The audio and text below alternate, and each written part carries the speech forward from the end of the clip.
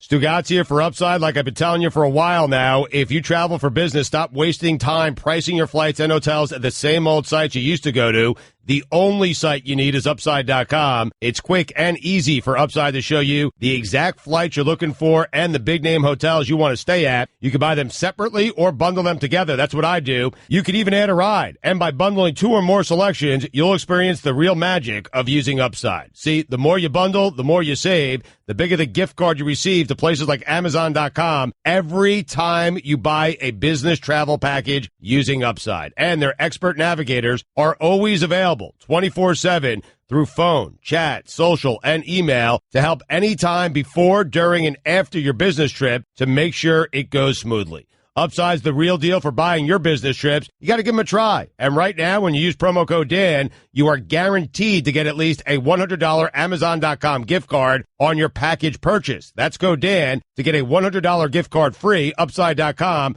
the better way to buy business travel. Minimum purchase required. See site for complete details.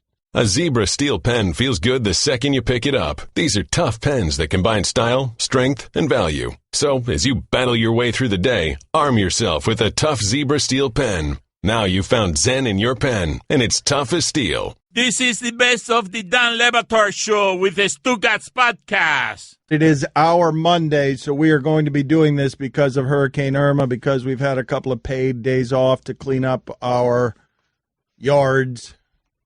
And we didn't have internet access for a little while here in South Florida. Some of us don't have power. So this is our Monday, and we're going to be doing weekend observations by Stugotz. We're going to do funniest thing from the sports weekend. Many of you are bombarding us. We're going to do a lot of football. You're bombarding us. You want us to talk about Jamel Hill and Sergio Dip. We will at some point. We're just not going to start the show there. The thing that I wanted to talk to Stugotz about, and today Maria Sharapova is going to join us. T-Boz from TLC is going to join us. I wanted to talk to you about Tony Romo's debut as a broadcaster, because he did, I think, just about the only thing that he could have done to get noticed that way, because I feel like most of those guys are pretty interchangeable, but he was doing something on television that we haven't seen done before, which is he was correctly predicting plays all game. Yes. All game he was doing that, and made me wonder, as I saw the clips, Gannon, Berline, what the hell have the rest of you been doing? Like I think most quarterbacks could probably do that, but I haven't heard anyone on television. Collinsworth does it once a month.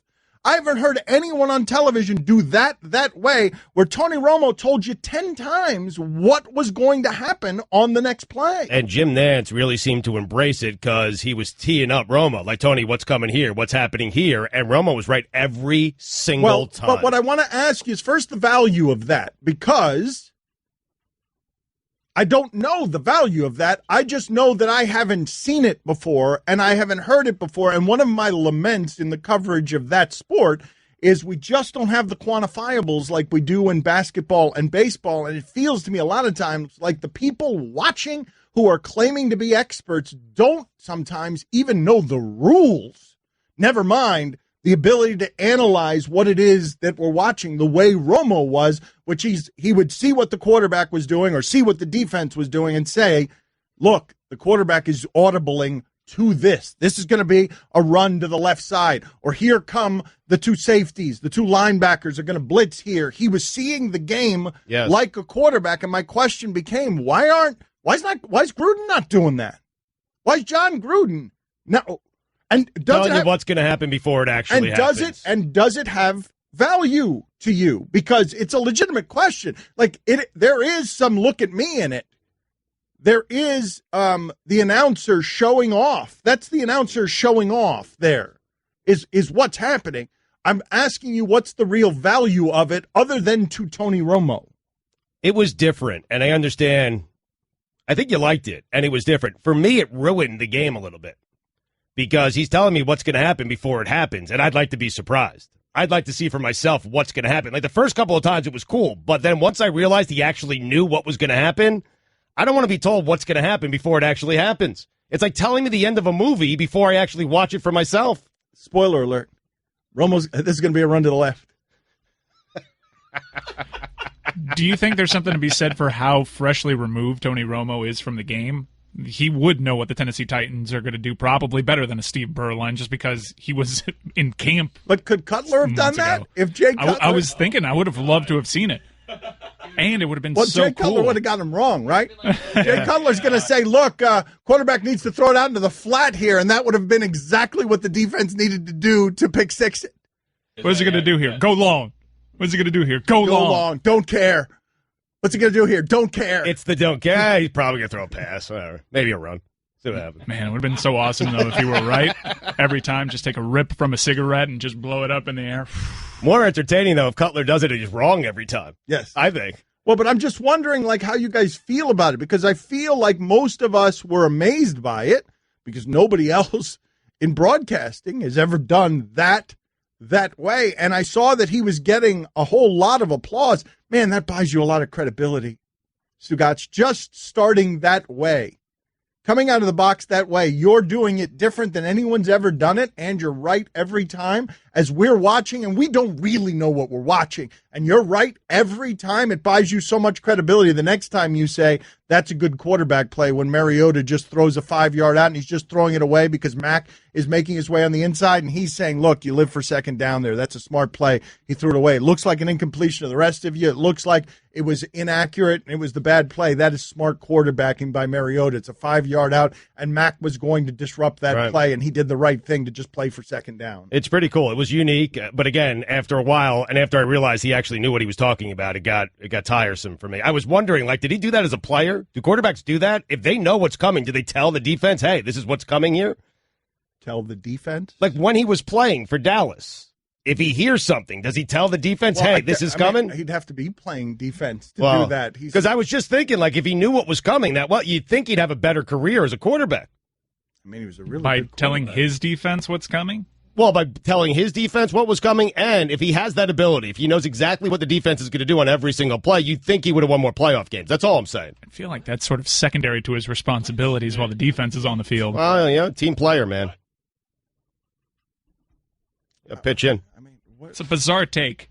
Well, I was wondering, like, do defensive coordinators know everything that's coming every single time? Do they know what's coming? How did you take this conversation over here? Like, how? That's what I like to do. But what you're doing is totally nonsensical, and all you did was break the segment. Like, I don't understand what you're saying. Tony Romo doesn't know everything that's coming. That's the Patriots. Tony Romo showed you the times that he knew something was coming. He wasn't doing it all game. He did it 5 or 6 times and was right each time that he did it. Right. I felt like he could have done it every single time. Mm-hmm. And I feel like he'll start doing that moving forward here. Mm-hmm. I think you need to be quiet for a little while. I think that would be best for the moment. Why, you disagree with me? I just don't know what you're doing. You're taking the segment off into you're telling us that Tony Romo is a clairvoyant oracle who should have won all the games because he knew everything that was happening before it was happening, and you sound like a dope. Well, I mean, how's that different than any other day? Tell you something, this Mike Pereira hates this whole Dean Blandino experiment. Hates it. You see what they're doing? They're sharing the screen. As if Pereira wasn't good enough on his own. That's bad. Cutting into his time. I'm not sure why both of them have to be there, and I'm pretty sure Mike Pereira feels the exact same way. Well, why are they both there? What's that? It's redundant. At least split up some games. Why did they both need to go to Fox? I thought Fox had that pretty well covered. It's not like they had Mike Carey there. He hates this. Put it on the poll. Put it on the poll at Le Batard Show. Does Pereira hate the Blandino experiment? How was the great Blandino?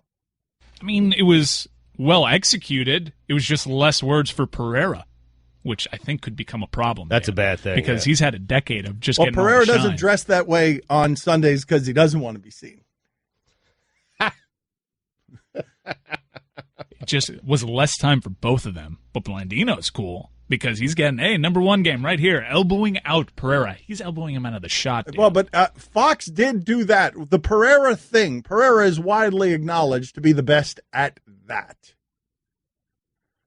Mike Carey is widely acknowledged to have been the worst at that. Well, you know what? Let me talk about CBS for a moment. I want to talk about CBS for just a second. Thank you for bringing this up. It's off to the side. But does it not feel like CBS's Sunday football coverage has a pasty film on it?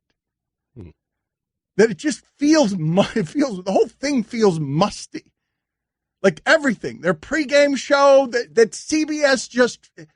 Guillermo, put this on the poll. Does CBS's Sundays feel just a little cheaper?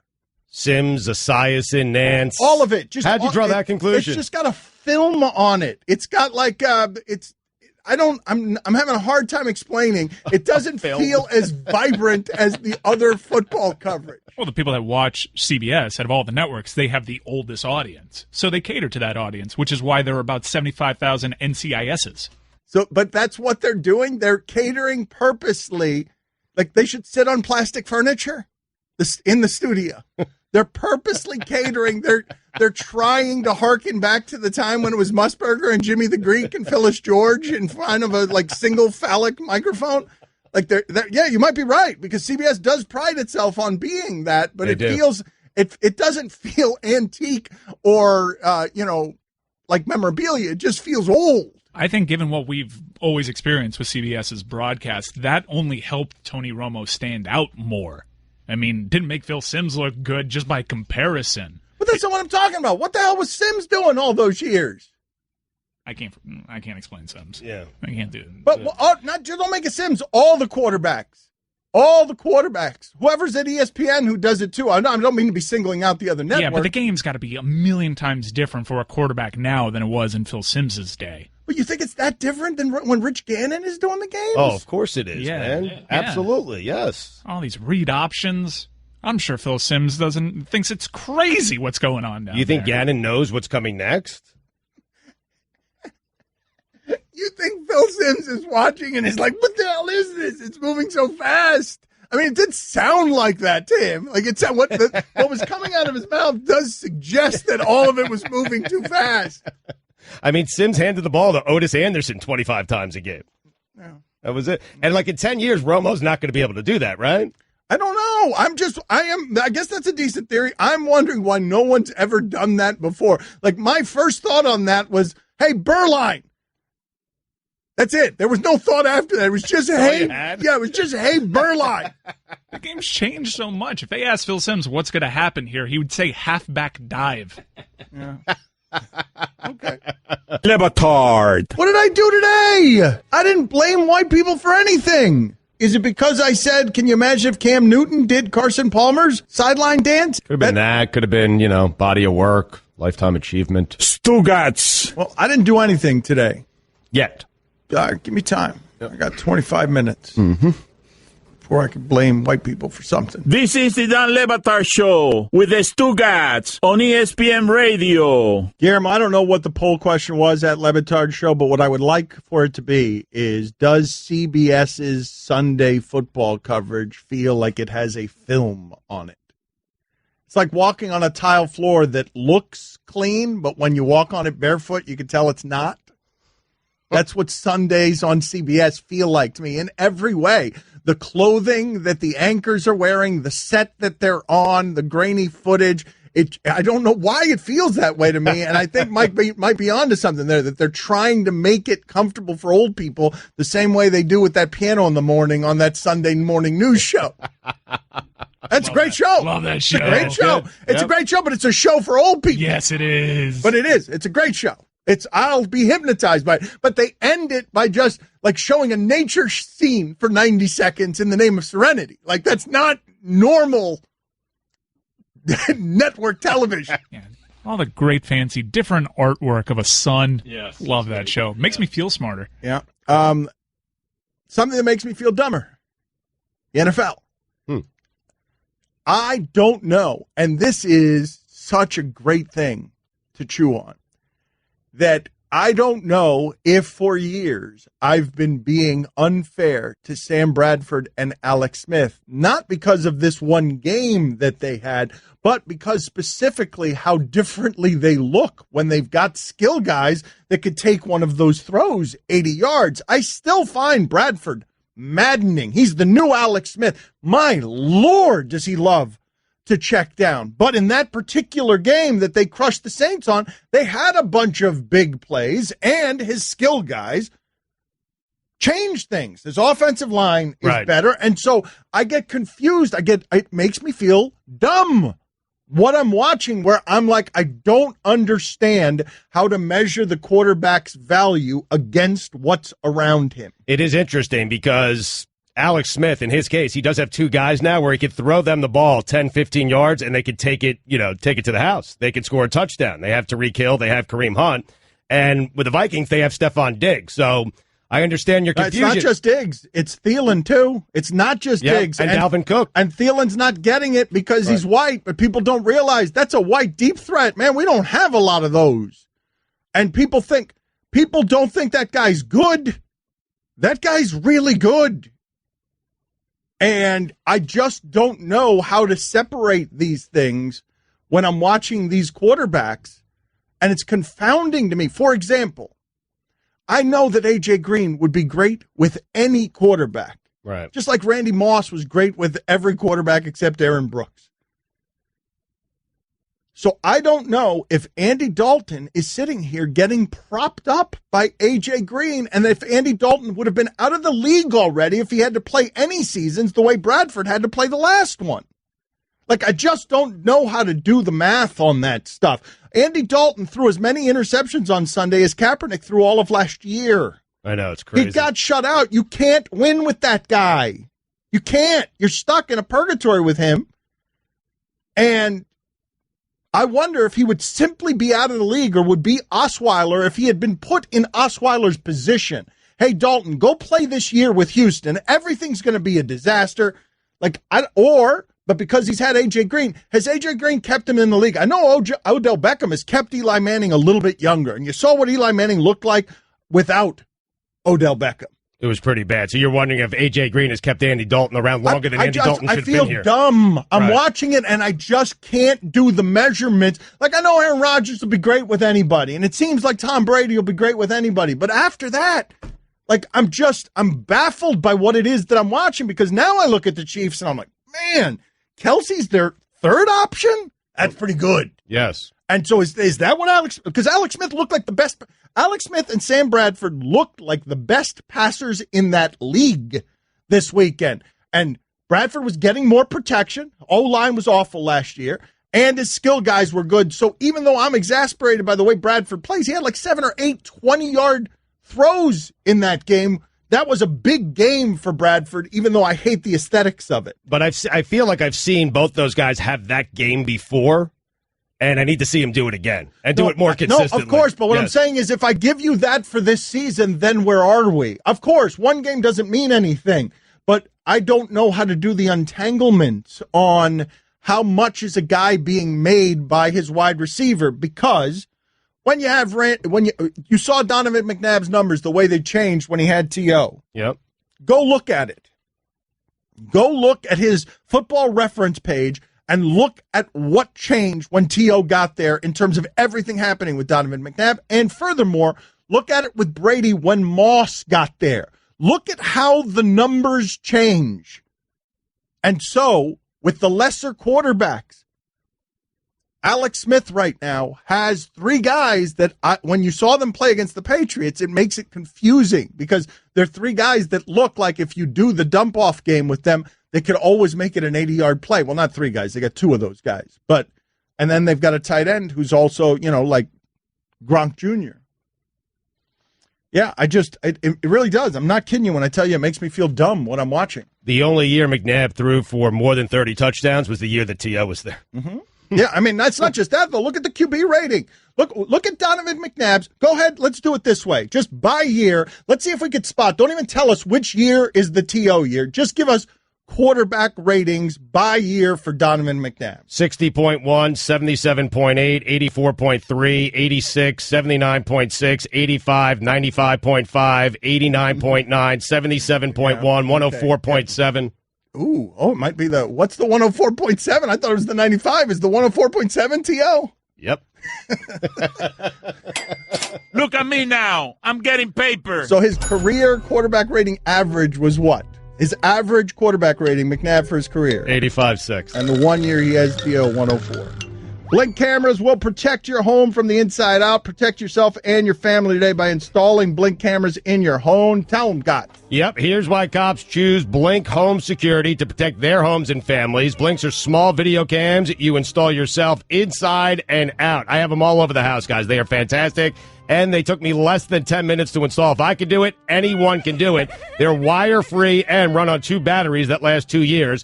Blinks are motion activated. They're always on duty. The instant Blink detects something, you get a video alert on your smartphone. Blink helps stop crime before it happens. Order now and get 3 Blink cams for what the other guys charge for 1, plus an extra 10% off. Go to blinkprotect.com/Dan today. That's blinkprotect.com/Dan. You're listening to the titillating Dan Le Batard Show on ESPN Radio. Le Batard. Let's get it crunk upon them, happen on them, in the dancer, we got you open, Stugotz. don't need no direction, holleration, so just stand for me, let's get it percolated, while you're ready, so just stand for me, everybody there on love, cause you know not ready for. This is the Dan Le Batard Show with the Stugotz on ESPN Radio. For the record, we just did a segment about quarterback play, about Sam Bradford and Alex Smith. I wasn't talking politics. You guys are inundating me with requests for me to talk about Jamel Hill. Inundating me. I'm the one, when I go into politics, you guys, and I don't even go into politics, when I go even near the edges of politics by trying to talk pop culture with Trump, you guys bombard me. But now we've got an issue here, and I was just doing quarterback play, and you guys are inundating me, demanding that I talk about what you view as the hypocrisy between some of the other disciplines that have been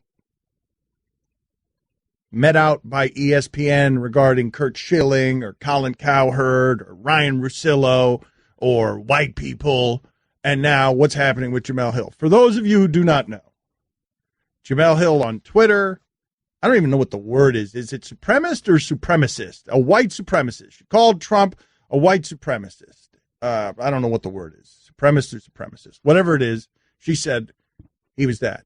And so ESPN sent out a statement saying, yeah, that's not the opinion of the network, and she's been talked to about that, and that it's inappropriate. And for those of you who believe Curt Schilling was fired for being conservative, he was not. He was fired for talking politics relentlessly when they told him to stop. And I'm sure Jamel Hill has been also told to stop because they do not want us talking about that stuff.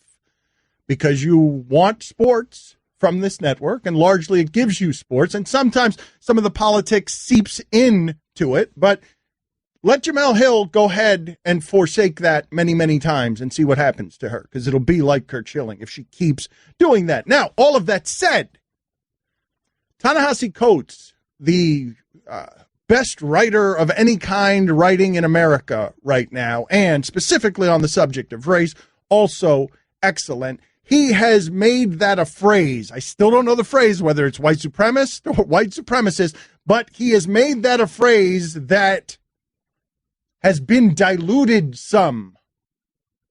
White supremacist, the way that he's using it, doesn't always mean Klansmen. It just sort of means the idea of whites having the power and being in power. And so the difference, I think there, and I haven't talked to Jamel about this, right, but to me there is a distinction between the idea of white power, white being in power, and the idea of Klansmen and neo-Nazis and all that stuff. And so Ta-Nehisi Coates has done the way that he writes about white power, just flatly in plain facts, makes it feel sometimes like the phrase is diluted, that it's not quite Klansmen, that it's something softer than that. And so I would imagine that's what Jamel meant. Regardless, ESPN doesn't want us talking about any of this stuff.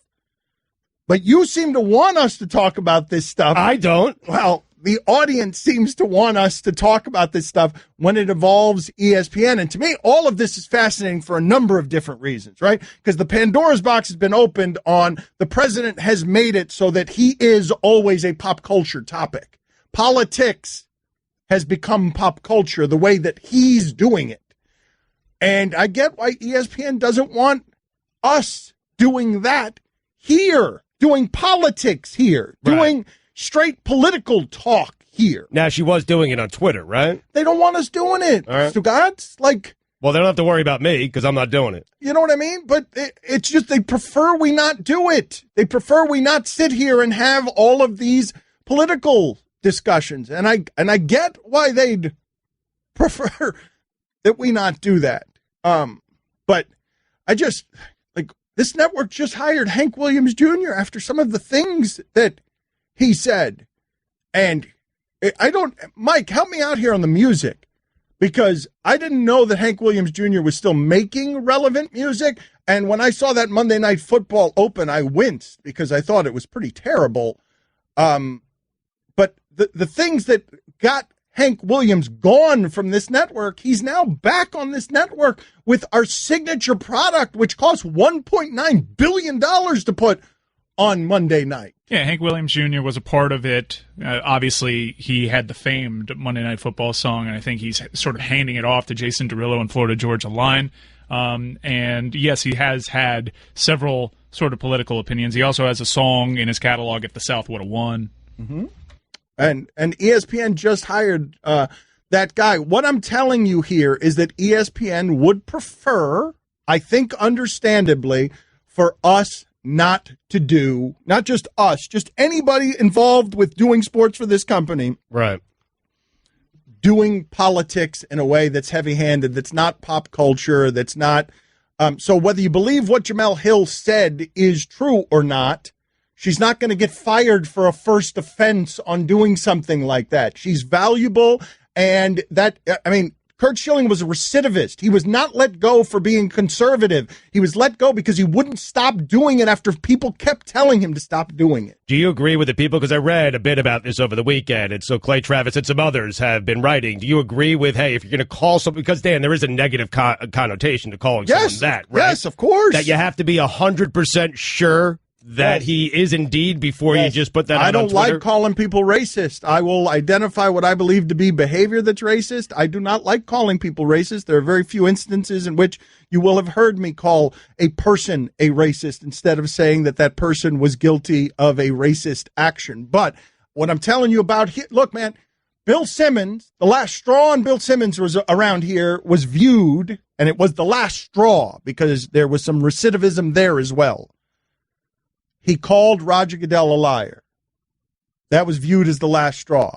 But the rule around here at ESPN, the governing rule on how to criticize is critique the behavior, not the person. So if you want to say something that Donald Trump did appears racist, it's different than simply saying he's a racist. If you want to say that Roger Goodell lied, it's different than calling him at his core a liar. And so if you fall on the right side of that, it becomes easier to navigate some of this stuff. But yes, to your point, you want to be sure on something like that. But again, I don't even think that that's what she meant. What I'm telling you is that Ta-Nehisi Coates has made that phrase something different. That phrase isn't Klansman anymore. That phrase is... Well, to him, it's not. Well, but okay, to him it's not. No, I get it. Right. I get it. Fair point. But I think to Jemele, too, I would argue, without having talked to her, I would argue that the phrase has been diluted some, that you're not calling someone a Klansman, that you're talking about the idea of whites in power and what they could do when they're in power. You want more of the Dan Le Batard Show with the Stugotz? Tune in, starting at 10 Eastern on ESPN Radio and ESPNU. Okay, keep your eyes closed. Okay. I want to show you my first ever painting. All right. Okay. Open your eyes. Oh, that's a lot of colors and shapes. So be honest. What do you think? Well, I like how if you switch to Geico, you could save hundreds of dollars on car insurance. Oh, yeah, that's true. Yeah. Here, why don't I hold your paintbrush while you call them? Geico, because saving 15% or more on car insurance is always a great answer. Le Batard. Coughlin goes on to say that he would like to try and help Odell Beckham Jr. It's not your team anymore, Tom. Stugotz. All right, seriously. If you're Ben McAdoo, you do not want to hear that. Get your beak out of my business. That old, red, crusty beak. Like, who is Tom Coughlin to come in? I'd like to reach out to Odell Beckham Jr. You had your chance when you were the head coach of the Giants. Now you're not, okay? Move on, Tom. It's Ben's job now. You think Ben McAdoo wants Tom Coughlin's help? Honestly. Do you think he does? Well, I'm going to let the audience... He took his job. You think he wants his help now? Thank you for asking me a question and then just continuing to steamroll. Sure. You're always there for me that way. This is the Dan Le Batard Show with the Stugotz on ESPN Radio. We are trying to fix the phone line of T-Boz of TLC. She is scheduled to be on with us in a little bit, has a new book out.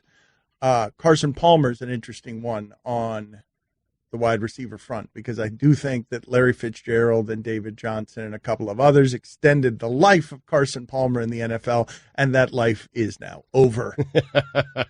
I mean, he is a quarterback who is spent. He doesn't have much left. We saw that happening last year, but it's one of those things where, man, it's hard to do the math on your quarterbacks when the skill guys are expanding his margin for error. Getting back to what it is that we were talking about here before, Stugotz, because the people are clamoring here. They're really mad about this entire situation with Jamel Hill, and they want Jamel Hill fired, and they view a double standard. So many different angles on this, right? ESPN is viewed as throwing Jamel Hill under the bus for putting a public relations statement out that says that her thoughts are not our thoughts. Jamel Hill's always inundated with racism, and so now it looks like the company's not supporting her by merely talking to her. And on the other side, what you've got is a bunch of people saying, well, we'll talk to her. Why don't you fire her? Why does she still have a job? And so you can't please. ESPN is in the position where it can't please anybody. Because if it fires her, they're wrong. If they talk to her, which is nothing, bosses talk to employees all the time, they're wrong. If they send out a press release, they're wrong. And if they support her, they're wrong on that side by people who think that she should be fired. So it's just total no-win which is why they want us out of politics. Right. It's a no-win situation for them. It's why they don't want us talking about it. Well, thankfully, T-Boz is here, which is a win-win situation for me. All right, new book, A Sick Life. Nice transition. Thank Available now. Thank you for joining us, T-Boz, at the height of everything it is that TLC was. Give us the moment where you looked around and you were like, I can't believe that we've arrived here. This is the most amazing thing. This is the top of music. Here's what it looks like.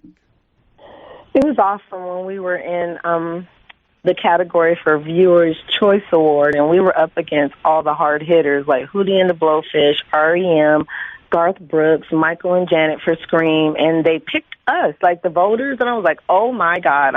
We were like, when the camera came over there, I was like, oh, they're only over here to get our reaction when we lose. we won. The people picked us over everybody. I was like, what? I was like, hey, we're doing it now.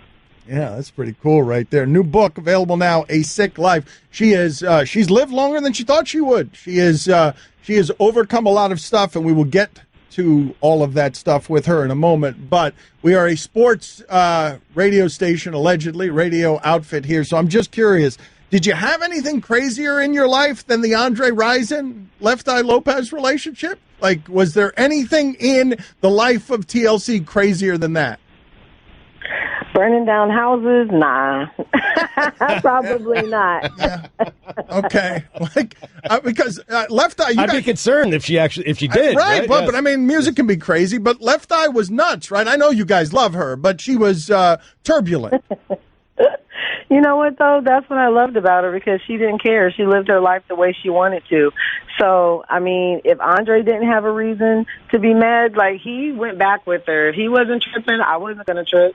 He took her back after she burnt down his house. So if he's not complaining, I'm not going to complain. Fair enough, but she burned down his house. Like, what the hell happened? Why is she burning down houses? Well, the first time this wasn't the first fire. The first time she burnt up some stuffed animals in the bathtub, and when they replaced the tub, they put a plexiglass one in. So when she came home and she saw there wasn't no 4.5 size sneakers, and he had bought about almost 100 for himself, she put them all in the bathtub and lit them. But the bathroom ignited and just was set on fire so fast, and it just spread throughout the house, and it was on.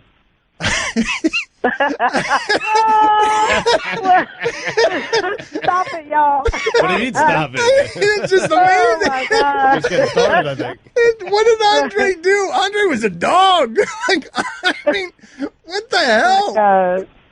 No, but Andre really helped us out, though, because even after that, when we filed for bankruptcy, he's the one. We were so broke we couldn't even afford to go broke. So he gave us $15,000 apiece to file for bankruptcy. Well, how did that happen? Explain to us again. The new book, A Sick Life, available now. T-Boz from TLC with us on ESPN Radio. How did all of that happen? How did you go from one place to the other like that, from the heights to the depths? Well, the height was only hype. It was like, had nothing to do with the money. It was based on the look of TLC and, you know, our image and all that gave us recognition. But that doesn't mean our pockets were full. The way we were assigned, we're at the bottom of the totem pole, and by the time it got to us, there was pennies. So it was like we were never balling until we got out of those contracts. Wow. So I would have guessed, that you guys were making a ton of money. Was there bitterness about that? While it was happening, was there bitterness about it? Obviously. Yeah, it was a problem because you're on top of the world. You're number one and the biggest girl selling group of all time, and your lights are getting cut off. Yeah, that's a problem. And assistants at the record company were driving better cars than you were. That's a problem. So who betrayed you? Like, have you identified people, or was it just the industry? It's all of them combined. It's just the way the industry is. Put it like this. If I owe you $20 and I gave you 10 and you signed the contract and said that was cool, we know moralistically it's not right, but if you went for it, that's deemed as fair in the music industry. You get what I'm saying? Yep. Mm-hmm. I sure do. New book, A Sick Life, available now. T-Boz with us. You're surprised to even be with us here right now, yes? No, I'm not surprised. When I was told that, I never believed it because of what my mother said. So when I was 7, I was misdiagnosed, and the doctor was like, basically, you'll never have kids. You won't live past 30 years old, and you'll be disabled your whole life. And my mom looked at me and said, God has the last say-so in your life. That's not your story. And she was like, I'll talk to you in the car. And so I believe my mom because doctors practice medicine, and she was like, that's not, because I looked at her like, I said I wanted to be on TV, like that's not, and usually doctors pull the parent to the side. They don't say such a thing in front of children. Like, who says that to a 7-year-old? Like, that's harsh because he could have ruined my life in the way I thought about life. And I may have, willed myself to die if that's the case. Who knows? T-Boz with us here on ESPN Radio. You toured with MC Hammer. You work with Michael Jackson. What's the most fun you've had in a music experience? One of the things that was awesome, we were headlining our tour fan mail, and I'm a big Michael Jackson and Prince fan, so I heard Prince was going to be there, and so I'm performing, and then I hear this twang of this guitar, and I'm like, that is not my band, and I'm such a fan. Before I turn around, I was like, oh my God, if Prince is on stage, I'm going to pass out twice. So in my head, I was like, forget Left Eye and Chili, Prince is on stage with me, so I was so excited. I forgot the words to the song. I almost fell off the stage. I was like, oh, my God, Prince is playing on my song. So as a child, growing up loving and admiring someone, and then to know that you're their favorite group and they're on stage playing your music, I was like in awe. I was so excited, and I forgot. Like, I was supposed to be a celebrity, and this was my show. And I was like, oh, yeah, let me snap it back together and be T-Boz right now. I went to, like, a childlike mode. Like, I went back to my childhood. Like, I love Prince, Were you able to have much in the way of interaction with him? Yeah, absolutely. Yeah. Mm-hmm. He always called and checked on me. Like, we had a cool relationship. Yeah, absolutely. And I'm just wondering, when you admire someone that much, and he's a sex symbol, like, Oh, no, honey, none of that. I didn't look at him like that. Okay. No, Right. I mean, It's a fair question. everyone Yeah, else it's a fair did. question. Everyone else was looking at him like that. You're the one that wasn't. I'm not like that. No, he was like a brother. And Michael Jackson, I adore him, but I didn't like him sexually. Like, ew, no. Like, Okay, sorry. nah. Sorry, my bad. No, but Dan is right. I mean, that's the way I looked at him. T-Boz You with are us. hilarious. Well, I mean, A Sick Prince. Life is available now. T-Boz with us on ESPN Radio. I'm curious, as you look back on all of your music, is there a song that was really popular that you made that you didn't like or you thought was going to be bad? We had a song that we performed called Shout, and I hated to perform that song every night. So on a certain part, I would leave the stage and leave Chili and Lisa up there, and then I would come back and sing the lead again. But I was refusing to salsa dance and all that stuff to this song. I was like, this song is whack. I don't like it. So I hated performing it on the fan mail tour. So all the fans would laugh because I would leave on the same part every time. What would you go back and do over? I give you one do-over. What do you go back and do over? I don't know if I do do-overs. You know why? Because everything happens for a reason. So if I had a do-over, maybe I wouldn't be who I am today. I'm a do-over? Oh, okay, for hypothetically do-overs. Okay, here we go.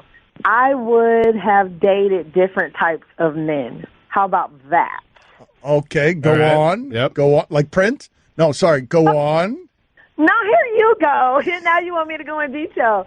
Because I made a mistake of choosing men based on looking for love, like a protective vibe type love, instead of like, will he come home, not cheat, what kind of kids will he raise if we have some, stuff like that. Like, that's the kind of thing you should have been thinking about. But I'm like, will he protect me, just because my dad didn't. So I should have been thinking deeper about men than how I did at first when I was younger. Thank you for the honesty and the insight, and for the book. Thank you. New book, A Sick Life. It is available now. We appreciate your time. Thank you for tolerating us. Oh, no, thank you for letting me do this. I appreciate it. Talk again tomorrow? Go ahead, call me, honey. I'm open on whenever. Yeah. All right. We'll call you tomorrow then. All right. I had coffee with my colleague half an hour ago. I thought I did that. Now, what am I supposed to do? Am I supposed to? You just put me in the spot where you put me in the spot. I love T-Boz, man. You I thought put she was me great. in the spot where I had to have said on air, no, I don't want to do that. Right. Sorry about that. If you're you didn't enjoy T-Boz, though? I did enjoy Right. T-Boz, but that's the highest honor, and I'm out of question. Going to be awkward for you, man. I don't know how you explain that one to her. Le Batard. Game day bucket, go boom! Stugotz. I do like that idea, Goldie. Greedy. I like the idea. I have a friend named Goldie. I called you Goldie. This is the Dan Le Batard Show with the Stugotz on ESPN Radio. I would like to talk about other things over the course of the rest of the show. We will have fun and talk about lighter things. We got funniest thing from the sports weekend to get to. We've got Stugotz's weekend observations. Guillermo is working on a useless sound montage. We've got an epic sound of the day to give you, but for the moment, I'm going to do the serious stuff because you guys keep writing in, arguing about Jemele Hill of ESPN. She called the president of the United States a white supremacist on Twitter. ESPN sent out a statement saying that does not reflect the views of the company, and she has been talked to about that being inappropriate. And here's the divide. This is where we are with the divide. ESPN did the wrong thing, period, because there is no right thing to do here. ESPN is going to lose all of these fights because by talking to Jemele Hill and not punishing her, she's got a whole lot of white people who are pointing to other different examples and saying, well, Kurt Schilling's not here or Colin Cowherd's not here. Why is she allowed to say that and white people can't? And what I would say to you is, if you think that way, and even if that's so, let's say it's so in 2017, let's make it a fact. It is so. Black people can say things that white people can't. Welcome, white people, to what it's felt like for a long time to be black when it comes to injustice. And you're going to have to eat this injustice for now. and it pales compared to mass incarceration, housing discrimination, slavery, all of the things we've done to black people. So this is the injustice and the double standard that you will have to live with if we accept that as fact, that Jemele Hill can say something that Colin Cowherd and Curt Schilling can't. Now, I don't agree with that. I don't say to you that those are apples to apples comparisons. But if I'm starting the hypothesis with that one is fact, what I am telling you is you're going to have to eat that fact. And on the scoreboard, black people are still losing. By a lot. By a lot. Yeah. On the injustice front. But look at how white people complain when they're at the end of the injustice. And all black people are telling you is like, hey, that's what it feels like. That's it. So let's move on into other subjects about different things. For good? For the show, for today. For today. And let's just do an epic sound of the day because we're going to go now, transition right now from the serious stuff to the lighter stuff. What do we have here on Epic Sound of the Day? Time now for Guillermo's Epic Sound of the Day. It is going to be epic. Hey, guys. Hello, Guillermo. Hey, Bill. Hell of an intro for me, Dan. You guys know Jim Carrey? Love Jim Carrey. Enough of Jim Carrey. What? I'm tired of Jim Carrey. For the love of God. Got a little something for Jim Carrey later on. Okay, great. Well, E! News caught up with Jim Carrey at New York Fashion Week, and they were expecting just, like a lighthearted interview, fun with Jim Carrey, and then things kind of went in a different direction. I've covered a lot of fashion weeks. This is the first time I've run into Jim Carrey. Wait, tell me, is it true you're wandering the streets? You need a date to the party? What's up? No. I'm doing just fine. I just, there's no meaning to any of this. So I wanted to find the most meaningless thing that I could come to and join, and here I am. They're celebrating. You got to admit it's completely meaningless. Well, they say they're celebrating icons inside. Celebrating Do you believe icons, in boy, that is just the absolute lowest aiming, possibility that we could come up with. It's like icons. Do you believe in icons? I don't believe in personalities. I don't believe that you exist, but there is a wonderful fragrance in the air. You don't believe certain icons have the power to make change, to think differently, to be bold, to inspire others? Artistry? You're one of them. On the good foot. Ha! You shut it down now. Yeah, no, I don't believe in icons. I don't believe in personalities. I believe that peace lies beyond personality, beyond invention and disguise, beyond the red S that you wear on your chest that makes bullets bounce off. I believe that it's deeper than that. I believe we're a field of energy dancing for itself, and I don't care. But Jim, you got really dressed up for the occasion. You look good. I didn't get dressed up. Who did? There is no me. There's no you. No. We're not here. This is a dream? There's just things happening. And there are clusters of tetrahedrons moving around together. Okay. Yeah. So what's happening in our world right now? Because there is a lot of news that actually is relevant that's not that Here's uplifting. the thing. It's not our world. None That's of this the is key. real? Nope. So you're just passing We don't through. matter. We don't matter. Oh, wow. There's the good news. Okay. He's got to be hard to live with. Just confusing, confounding, puzzling. Your mind is spinning. We could have left it at what I said. Sound of the Day is brought to you by Dollar Shave Club. Upgrade to shaving with a fresh blade whenever you want for a fraction of the price. Join DollarShaveClub.com today. Dizzying, confusing, head is just spinning around trying to figure out what it is that he just said. You have no idea. He walks out the door to go to work, and you're wondering what the hell just happened. Yeah. Le Batard. Harden got selfish and decided he wanted to go to Houston and be the guy, and I told you when he went there he's never going to win a championship. He was more concerned, James Harden, about being the best player on a decent team than he was on being the third best player on a legendary team. Stugotz. Hey, James Harden. And the beard's enough already. Oh, who is he with a beard? Hey, he's trying to be different. I get James Harden. The beard. It's seriously the beard. When I think of James Harden, I won't think of anything other. I won't think of championships. I won't think of winning. I won't think of one of the all-time greats. I'll only think of his ridiculous beard. It's Harden. Him and his beard should be ashamed of themselves. This is the Dan Le Batard Show with the Stugotz on ESPN Radio. A lot of bad listeners in our audience. Texture writes in, because bringing up slavery really solves problems in 2017. You're a fool. Well, you took slavery because it was the old one, and you discarded the two others, or the three others I mentioned in redlining and housing discrimination and mass incarceration, which are not problems from the past. They're problems for now. But that was convenient, the way that you did that. Stugotz's weekend observations are longer than usual because it's been a week. We have a skeletal show today. We can't watch LeVar Ball on First Take because we don't have power in all the right places here. But Stugotz has a weekend of observations. He has grown fat with observations. So here on a Wednesday are Stugotz's weekend observations. It is time for Stugotz to share his game notes. No one in the media will tell you what happened better than my boy Stu. Weekend Observations is brought to you by Select Quote. Free, personalized quotes in just 10 minutes. Call 1-800-533-4499 or go to selectquote.com. Dan, after months of speculation, we finally found out that indeed the Raiders are for real. Maybe. Antonio Cromartie, they could cut it off, and somehow you'd still figure out a way to get someone pregnant. My personal Hurricane Irma experience.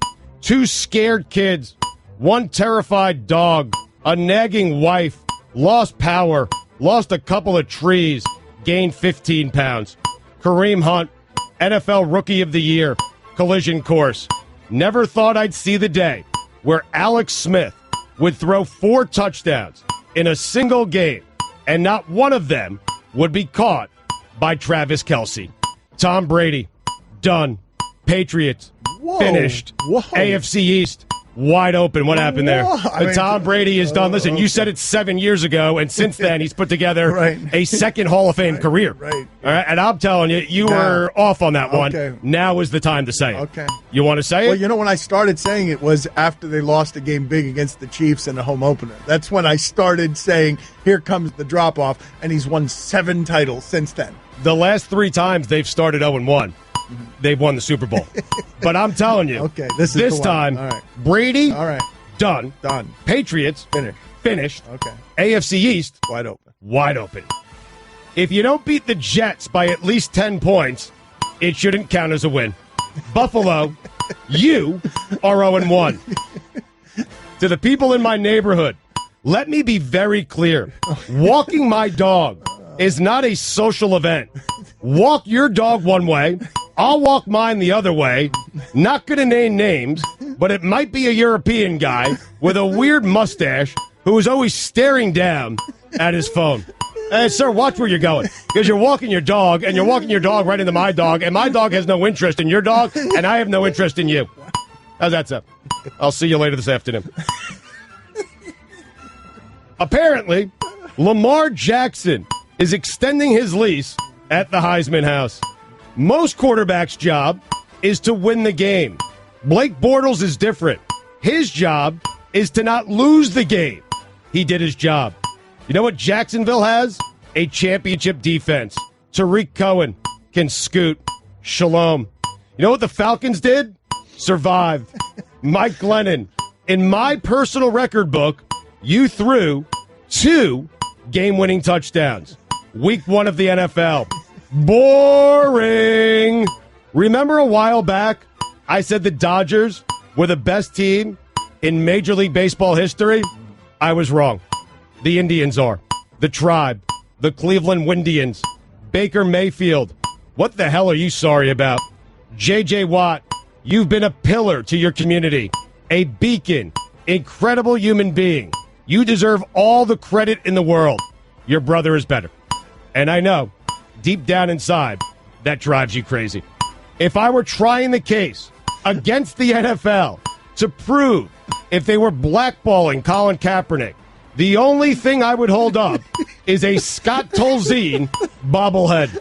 Matthew Stafford, 1-0. That would be like the whole trial. Yes. Like if we had a trial for collusion, you would be the lawyer, and you just come out and just put Tolzien's bobblehead on the judge's next to the gavel and just hit it and then walk off. Case closed. All right. Yep. I'd win, right? Yeah, guilty. Matthew Stafford, 1-0. Dan Le Batard, no. 0-1. No, that's because Carson Palmer's washed. No, you can't do that. Dan seems to struggle when it comes to the Lions.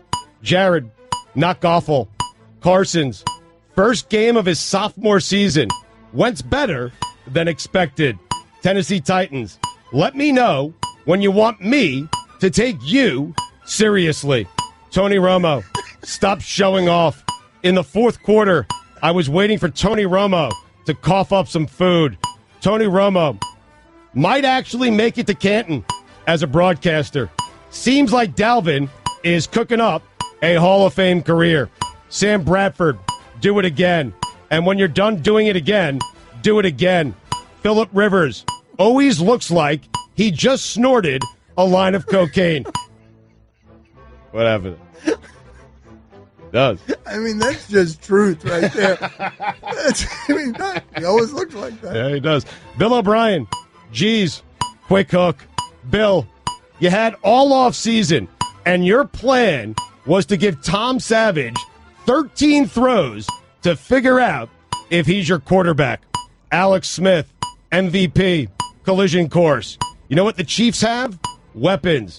Look like I was a year off, or looks like I was a year off, on my Jacksonville Jaguars Super Bowl prediction. Well, we now know the definition of a red rifle. It's a rifle that shoots bullets the wrong way. Kobe Bryant will retire both Kobe jerseys, number 8 and number 24. Not only was he a ball hog, he's a retired jersey hog. They should also retire the number 3 for the amount of titles Shaq won him. 2, for the amount of times he lost in the finals. 1, for the amount of times he passed the ball. Hey, Chuck Pagano, next week you're playing the Arizona Cardinals. To all the people saying Jim Harbaugh to the Colts, get in line. I had that take over a year ago. The title of the definitive book on Phillip Rivers. Down 3, 2 minutes, length of the field to go. 3rd and 19, no timeout. Death, taxes, and Phillip Rivers on the wrong end of a one-score game late in the fourth quarter. Sean Payton, overrated. We're about 4 Iowa wins away from some dope telling us how good an NFL coach Kirk Ferentz would be. I'm tired of hearing that take. If he was good enough, someone would have hired him already. St. Louis sports radio station that hired a host who admitted on air that he knows nothing about sports. The Stugotz is strong in you. LeBron James was spotted touring a private school in L.A. Remind me to sit at the table if I ever see LeBron playing poker. Jim Carrey, I've seen your recent interview. How about you stop being Jim Carrey and start being Ace Ventura?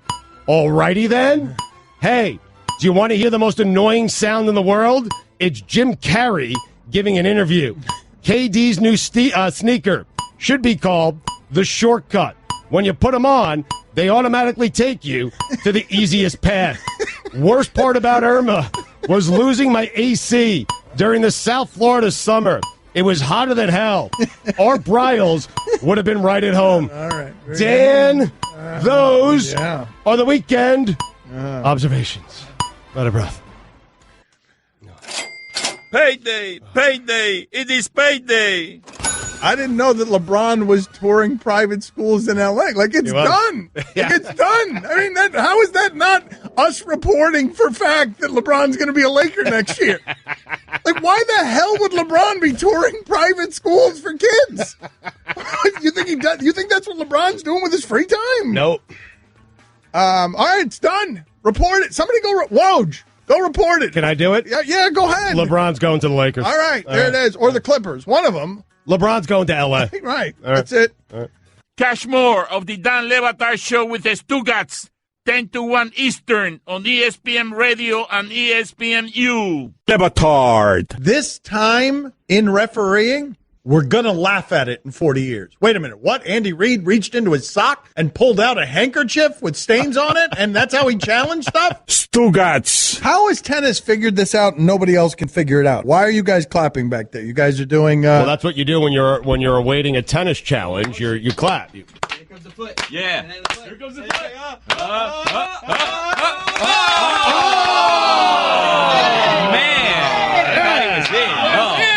Great call. Yeah. This is the Dan Le Batard Show with the Stugotz on ESPN Radio. She's got a new book, Unstoppable, My Life So Far. It is available now. Maria Sharapova with us on ESPN Radio. And before we get started, Maria, and thank you for making the time for us, what is the question that you are tired of being asked on this book tour? I want to make sure that I do not ask that question.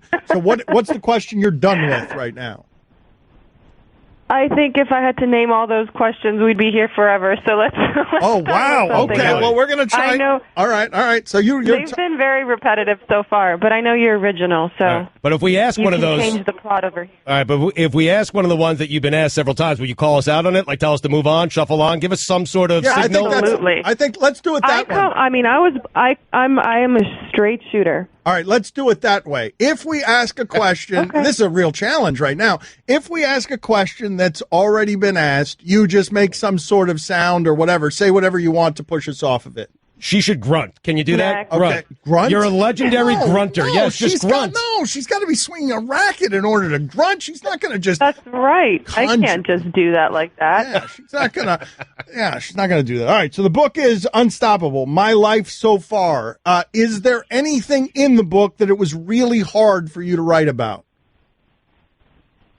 Oh, I can answer. I haven't been asked that. Okay. The hardest part was writing about the suspension. It took me a while to be able to share it and put it on paper. And I think just because I was going through the experiences and it was really painful to want to relive that in my own mind with a pen and paper. But once I did, I think it came from a very open and honest point of view, and I'm very happy that I was able to share it and make it part of my book. What caused you the most shame from within that?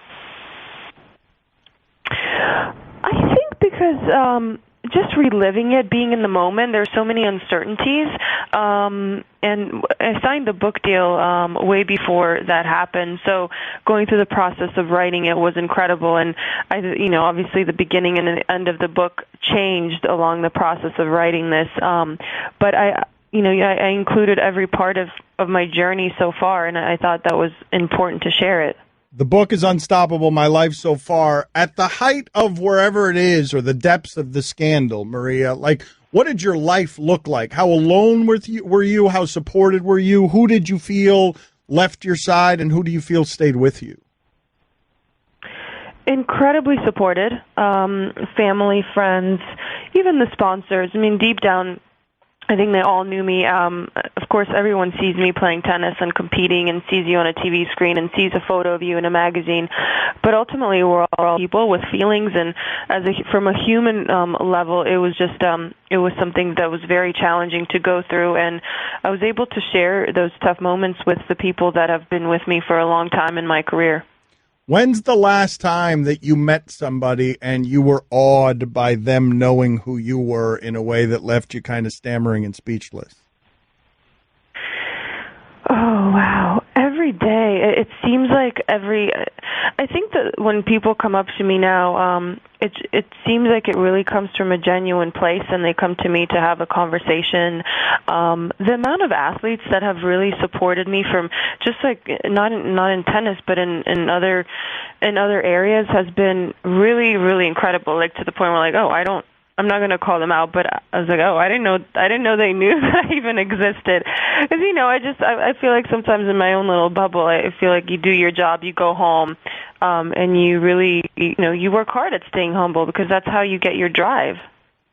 Maria, how many majors do you have if Serena Williams doesn't exist? Simply doesn't exist. Right. Like the Nancy. Have you ever thought about the Nancy Kerrigan situation? Like, have you ever considered? No. Okay. What? I'm not someone that thinks of what ifs. Like, what if doesn't matter, right? Like, it's like a conspiracy theory. Okay, so you can't answer that question, right? That at least you haven't been asked it before, though, right? Like you haven't. A lot more. No, I definitely haven't. That is a great question. Props. I mean, How about Venus? How about Venus? That is a if great, Venus simply didn't exist. What you just said? That is a great question. Props to you. Again, the new book, Unstoppable, My Life So Far, is available now. What would you say in your upbringing, if this is an autobiography, what would you say in your upbringing is most responsible for shaping you? A lot of things coming together. I don't think there's one thing that really identified the journey, but as a young girl, I picked up a racket at 4 years old. We were living in Russia, and my parents were very young, but living in a normal environment with enough money to get by. But then arriving in the United States with this tennis dream at only 6.5 years old, $700 in your pocket, you become very limited to your options. And so that journey of like finding the right academy, finding a scholarship where I could train, finding jobs for my father, not seeing my mom for 2 years because of visa issues. I think all those things, as I look back and as I was writing this memoir, really shapes you. And another reason for the title, because there's so many roadblocks along the way and so many steps I could have taken that would have gotten me in the wrong direction. And I was fortunate to have taken the right one. Give us the biggest one. What was the biggest obstacle? I think moving to the United States opened up a lot of doors as a young kid because tennis was not popular at all, and I think a lot of credit has to go to Martina Navratilova, who spotted me at 5 years old at a clinic in Moscow. And now when I see 5-year-olds, I'm not really sure I can really spot a talent. Like, you just don't know. I mean, they play for fun, and that's just the way it is. And she was able to come to my father and say, "Your girl has potential, and you have to do something about it." I'm wondering what the transition was like for you. What do you remember about the details of the transition, the culture shock? A lot. I remember a lot because, one, I didn't speak the language, and neither did my father in the beginning.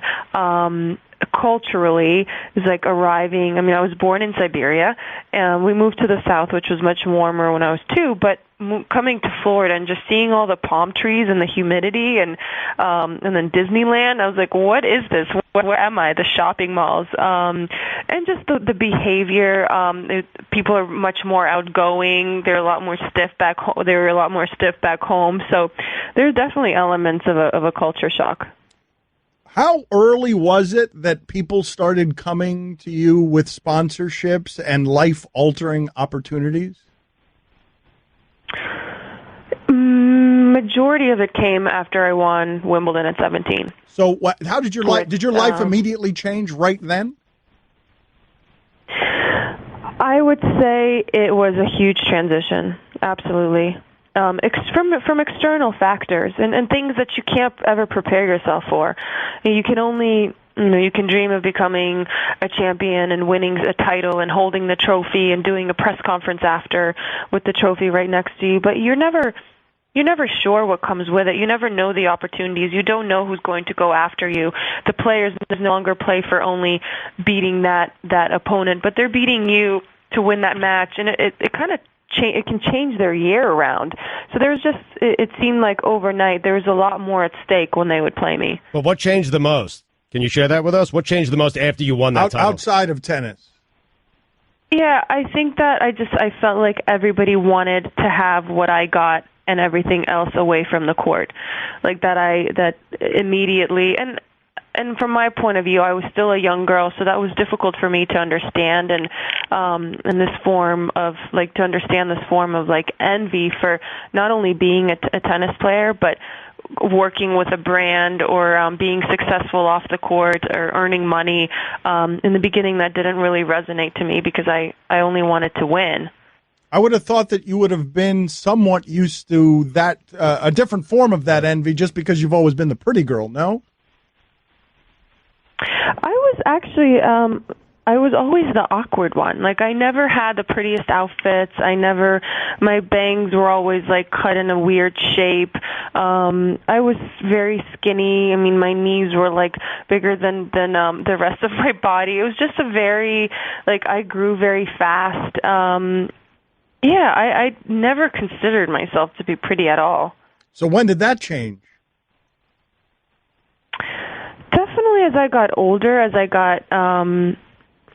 don't know. I think the more time I spent on the court and the more time people were taking pictures of me and noticing me, the more photographers I saw on the sidelines, I just realized that there's something else there. Do you think that you have all of those sponsorships? Do you think that you get them all if you look different than the way you look? I would hope so. I think the reason why I did get them was because I became a Grand Slam champion at a young age. Mm-hmm. Yeah, you would hope so. But you understand? I will say, yeah, no, I do. I think there's a lot that comes with it, and it's not just the looks. It's not just what you do, your success on the court. There are a lot of elements that go into a brand partnership, and the reason why people pay you that much money in order to represent a brand, and that includes professionalism, that includes showing up on time, doing your job. I mean, those are like the intangibles that are not written in a contract, and those are important. Maria, wait a second. Are you saying at one point, or are you still? Are you clumsy? When? Like now? When you were growing she was up? younger, now, she yes. was clumsy. Yeah, Younger, you're not clumsy anymore. I'm always clumsy. Are you? You're still clumsy, right? Except for that whole professional I'm still athlete clumsy. thing. Okay. New book, Unstoppable, My Life So Far. It is available now. I don't know whether we succeeded in asking you only questions that you haven't gotten before, but You did extremely well. Well, what is the question about Serena that I could ask you that you have not been asked before? Because I'm flummoxed here. I'm at a dead end. Good luck with that. Okay, I lose. Okay, there is You already asked me a Serena question. I did. You're right. Thank you for being on with us. Well, I have one final question for you. Thank you for having me. I have one question Yes, for you, go Maria. ahead. Proud or ashamed that you have the loudest grunt ever measured in the history of tennis? Oh, I own it. Nice. Okay, she's proud of it. Thank you, Maria. We appreciate having you on. Have a great day. Thank you. Let's go. My private jet isn't going to fuel itself. You may have been asked the Serena question before, but not quite that way. How many majors would you have if Serena didn't exist? And then me suggesting a Nancy Kerrigan scenario. There's no way she's been asked that way. We own that. Did you ask her if she ever entertained that? Was that what you kind of? Yeah. I mean, it's got to be a dark thought. Put it on the poll, Guillermo, at Le Batard Show. Has Maria Sharapova ever considered the idea of a minor injury to Serena Williams that doesn't allow her to play anymore against Maria Sharapova? If you've enjoyed, she's had to have considered it. I'm not saying like a thought is not an action. I think she wished it upon Serena, but not something that she would actually hire someone to do. No, I think she thought of hiring someone. Like looked up numbers on the internet and then said, no, this is a bad idea. Le Batard. LaMarcus Aldridge. Awful. Stugotz. I mean, no, he's an embarrassment, man. He's bad. He's not a good player. I don't know what happened to him because when he was in Portland, he was fantastic. He is not good, Dan. He cost them the game last night. Although they won the game. But had they lost, I'm telling you, it would have been on LaMarcus Aldridge. And the only reason it's not is because they won the game. And I'm still going to crush him even though they won. This is the Dan Le Batard Show with the Stugotz on ESPN Radio. If you missed any of the show, you can listen to all 3 hours of the Dan Le Batard Show on demand in the ESPN app, plus our Miami only hour that airs before the show. And now you can subscribe to our Best of podcast. It's all available in the Listen tab of the ESPN app. Did you know that you can take the NFL with you wherever you go thanks to the TuneIn app? No matter where you live or what team you love, TuneIn brings you the home and away call for every game live. It's actually very cool. Listen to it all the time. Download the TuneIn app today and listen live to your favorite teams. That might be my favorite rejoin. And if I had to explain the chemistry that Stugotz and I have in just a couple of syllables to somebody, this is what I would show them. LaMarcus Aldridge. Awful. It makes me laugh. It makes me laugh every time I hear it, me being in the middle of a thought and him just going to wherever it is the extreme on that thought was. LaMarcus Aldridge. Awful. Every time it makes me laugh. So this also makes me laugh. Guillermo, ladies and gentlemen, is back for another NFL season. One of the most popular segments we do, and it's a real hellhole for him, is the useless sound montage. Poor Guillermo does not welcome the return of football because he's just got to go into this cave and just go get a bunch of sewage sound. And so how are you doing, Guillermo? I thought Irma saved me. She did not. Okay, so you thought you were going to get out of week one. How do you feel about this compilation of useless sound from week one of the NFL season? It's okay. Okay, just okay. Is Chuck Pagano a star in it again? Or I got to find out. Yeah, I mean. All right, I got to wait to find out. I think Brockweiler, as Dan likes to call him, makes a strong run here. All right, let's see what we've got here. This is, week one, the useless sound montage. We got our kicked, and credit 49ers and Coach McVay. We got some work to do, but it's great to do that work with the win in your back pocket. He loves to play football. He's physically tough. He's mentally tough. My hats off to those guys on defense. They battled. They hung in there. Hats off to him. Hats off to our offensive line. Got to tip your hat to Dallas. There's not one guy in that locker room that will slide that down that pole. I'm not going to slide that down that pole. Our assistant coaches aren't going to do it. You know, you're a little kid and your mom, you know, she tells you don't touch the hot stove. So what do you have to do as a curious kid? You got to go touch the hot stove, and you learn real quick, you know, how nice that stove is when it's not hot. Our kicking game was sound other than the missed field goal. It's called a team sport, and I'll be here for this team. I'm not that type of person that lives his life in regret, and then I also don't look in the rearview mirror. I'm always looking forward. I'm not going to make any excuses. We're not going to make any excuses as a football team that, you know, we don't have this, we don't have that, we're missing this guy, we're missing that guy. That's a bunch of bull crap. We got to be better with our hands and eyes and feet relative to our positions. So we'll get back in the lab and work hard in those areas. I felt like I lived a lifetime in my head when the ball's in the air. I'm not even kidding. I think I blacked out. He's competitive, man, so he's going to come out here and compete. Obviously not the start we were looking for. It's hard to really describe it in words, but being back here today, practicing as a Bronco, being here at Dove Valley, it's probably a top 5, if not 3 day of my life. Yeah, it just wasn't a good day. Got to do a better job, you know, coaching. Got to figure it out. You know, it was a bad day. We got a kick, period. Tomlin, man. I mean, Pagano is just a first ballot Hall of Famer, useless sound. He comes out of the box this season roaring. I'm going to miss him so much. Oh, so much. They cannot fire him. They cannot fire him. They're going to fire him, though. I keep refreshing. They have to. They must. But they can't. I keep refreshing Andrew Luck injury news, hoping this is the week he comes back. We got to save Pagano. If they fire him, can we hire him just to come on just Mondays? To sit around and be the new voice of our show? I mean, Frank, just so useless. So, like, again, let us review what has happened to their start of their season as he tries to save his job. They completely botched the whole thing with their quarterback. And then they traded for Jacoby Brissett, and he's the savior because we all saw what the Tolzien experience was. We're going to miss you so much, Chuck. They lost 46-9 to the Rams. To the Rams, yeah. Well, to the Rams. He seems a little confused about that. Well, that's the other thing. That's the other thing. And wait, like, do they play the Chargers? Because he's going to botch that one. Like, always have a great time here in San Diego. He's going to be in the wrong city.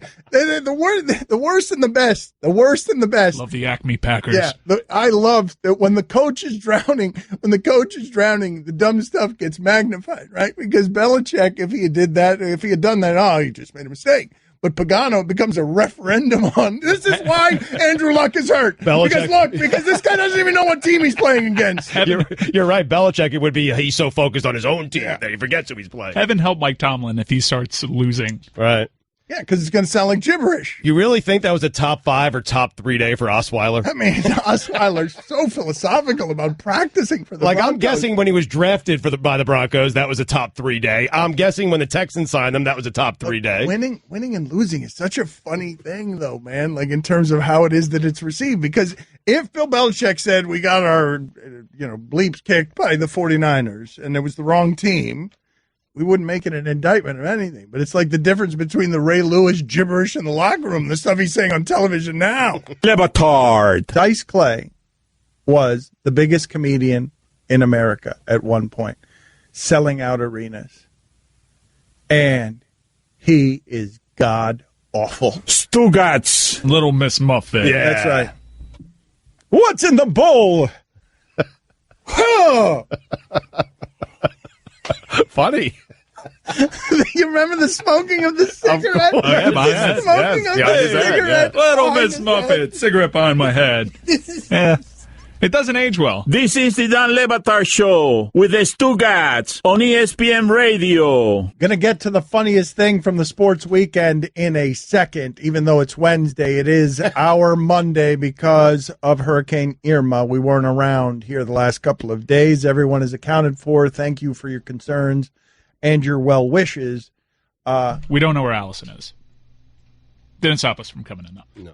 So somebody writes in, do you guys think that Jay Glazer looks like the guy standing on his tiptoes trying to get a better view of a bar fight? Yeah, it's pretty good. Not good enough, though? You don't, because I think Jay Glazer really looks like that. Now, I want to ask you this, though, too, because we've got some more here. I think he looks like a guy who would be in a bar fight. More than a guy trying to... I think we're doing confirmation bias. Yeah. Does Mike Shanahan look like the sheriff in a slasher film who warns pesky teens to stay away from the cursed campsite to no avail? Yes, that's very absolutely good. Does. He looks more like that than a football coach. Is anyone else bothered as much as I am by how conservative these NFL teams are, that Alex Smith and Sam Bradford doing what they did in those games, even though they too were being cautious, is viewed as an enormous aberration and a source of celebration? Yeah. Are you getting mad watching football? Because I was watching that game on Monday, the early game, the Minnesota game, and even though Minnesota had a lot of big plays, I was getting really frustrated with how much Sam Bradford wants to throw the ball 2 yards. I guess I understand what you're saying, but in that it's a weird place for you to get frustrated when you're watching the game in which he didn't do that. He was throwing the ball all over the field. I know. Yeah. That's not the game that he does it at maximum Sam Bradford, but the way that he broke the completion percentage record last year is by playing that way all season. Right. All season, yes. Where he would just throw the ball a yard or two and was always looking on the checkdowns. But I'm wondering at what point you guys get frustrated enough with that aesthetic, because they can't care about it. They've got to play around their limits to try and win the game, however it is that they win the game. But do you understand that when the Vikings play that way, what they also do is they take Drew Brees away from you. You can't even enjoy the other side of offensive football when the Vikings do within their limits the things that they do best, which is ball control and bore you to death. Right. I mean, I guess yes, it bothers me to answer your question, but if it's my team doing it and they're doing it and it's winning, then I'm okay with it. Right. But yes, overall it bothers me. Well, Daniel Cormier, boring fighter, but wins almost every time. And it's not their job to entertain us. It's their job to win. But I'm telling you that as someone who doesn't have a rooting interest in Kansas City versus the Patriots, if I'm watching the game, I don't want to watch one quarterback have success at a conservative style that then ends up taking the ball away from the other quarterback as well. Now, he was conservative last year, Alex Smith was, and they were 12-4. So to my point, Chief fans, I'm certain that they love that season. But you're right, it's boring. The Alex Smith I saw week 1 of the NFL season, that was fun. Mm-hmm. But he has playmakers, Dan. Right. Wasn't like he was throwing it all over the place. Tyreek Hill and Kareem Hunt were making plays for him. I do miss a time in football. This is not that long ago, mid-'90s, where even the bad teams were fun to watch because their quarterback would throw it long. The Bengals were terrible. Jeff Blake, fun. The ratings are down already week 1, and they've been down for a couple straight seasons, and a lot of it was blamed on the election. I'm wondering if there's a corrosive effect, because I know it's happening with me, Stugotz, where the Monday night game, it was by itself, right? Because I need a bombardment of stimuli. You got me 1-7 on Sunday. You got me. I'm going to watch. But when you put a game alone like that one on, and I see Sam Bradford, what I see in the first quarter is it's 3-3 against Drew Brees, and both teams have had the ball once. When I see that happen, you know what I did? I left. Never checked in with the game again.